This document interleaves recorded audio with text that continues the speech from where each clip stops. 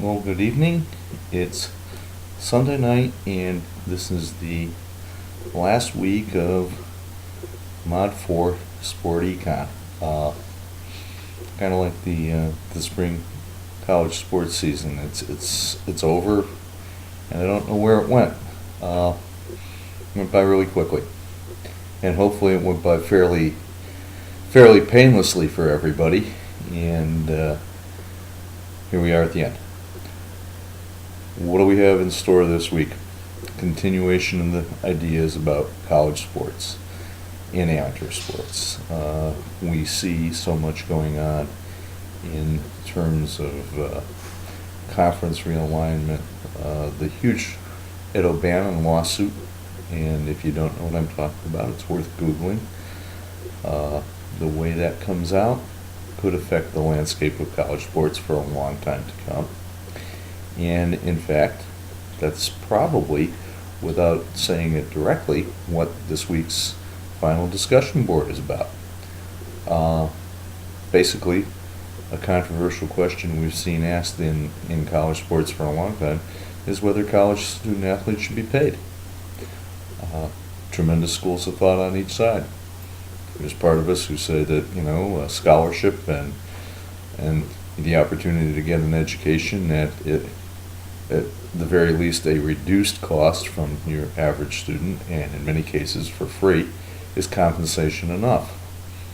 Others say equally forcefully that if a university is, quote, making money, unquote, on the backs of its student athletes, well, then it's just unpaid labor, and that's not fair. What's right? Take a look at all the considerations that are out there, and let's talk about that as one of the last things we discuss. The other thing you need to be concentrating on this week, obviously, is the final paper. And I think the explanation, the instructions in Unit 7 were fairly clear. I will assume, because no one has contacted me, that no one has chosen an organization other than those on the list to do your research and your writing about. Remember the role you're playing. You're a consultant to that league, that entity, that association. And what do you have to do to make that organization economically sound, economically viable over the next decent period of years, say 10 years? And what I would hope is that you would look at many of the different components of economic health in sport that we've examined. We've examined franchise values, we've examined salaries, we've examined marketing issues, we've examined basic economic issues, all sorts of things. I think if you take these all into account and go ahead, bring in some of the things that you really want to say about your chosen league or entity, I think you're going to have a relatively easy time of making a pretty forceful case for the things that you think ought to be made better. So remember to be very, very clear about what you're doing. It's a business report. If you do, don't forget, if you do cite, quote, academic sources or any sources at all, make sure you cite them. Make sure you do this in an academically proper way, even though it's a business report. And if anybody has any questions during the week, please contact me. I think that this class is a group that can do this really well, judging by your discussion commentary. It's been a very lively group to discuss things with, and I just can't see that not continuing. What I really wanted to do with this little talk to tonight was just, again, thank everybody for your participation and the work that you put in. What did we hope to accomplish in the whole course? Well, if anything, I hope to be able to give you a different perspective on the world of organized sport. Right in the beginning, cautioned everybody that the biggest thing that was going to be difficult for most of us was going to be to step back from that fan perspective. And I urged you all to take off the fan hat and think like the general manager, like the owner, like the commissioner, like the politician, the economist.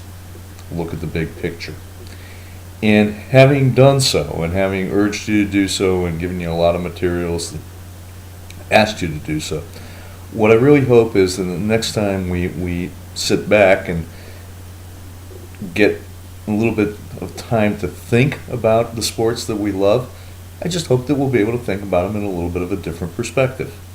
You know, in the fun part, the fan hats are going to go back on. The participant in us is going to keep playing in many cases. We're going to get close to situations. We're going to get angry. We're going to get emotional. We're going to get elated. It's all the things that go with sport. We've seen just this week with the terrible events surrounding the Boston Marathon, we've seen the power of sport to bring not only that community, Boston, a community that I feel very, very close ties to. We've seen that community come together. We've seen an expression of solidarity throughout the country, and one of the biggest vehicles for that expression has been sport. You know, to see the Yankees and the Red Sox logo together, like my daughter said at dinner tonight, you know, they sang Sweet Caroline in Yankee Stadium, and lo and behold, the walls didn't crumble, the earth didn't quake. People applauded instead. Sport is something that draws us together. Sport is terribly important in our lives. And in a way, I think we alluded to that in the beginning when I said, you know, some of the rules, the principles of classical economics don't really follow in sport because it is sport. Sport's different, it's emotional, it's fun, and it's very meaningful to a lot of people. It is more than a game.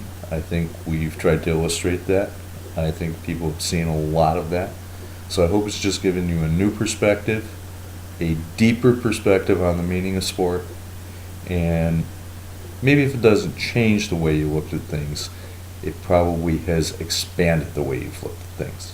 And that's what I hoped to accomplish. Okay, so if there are any questions this week, please get them to me.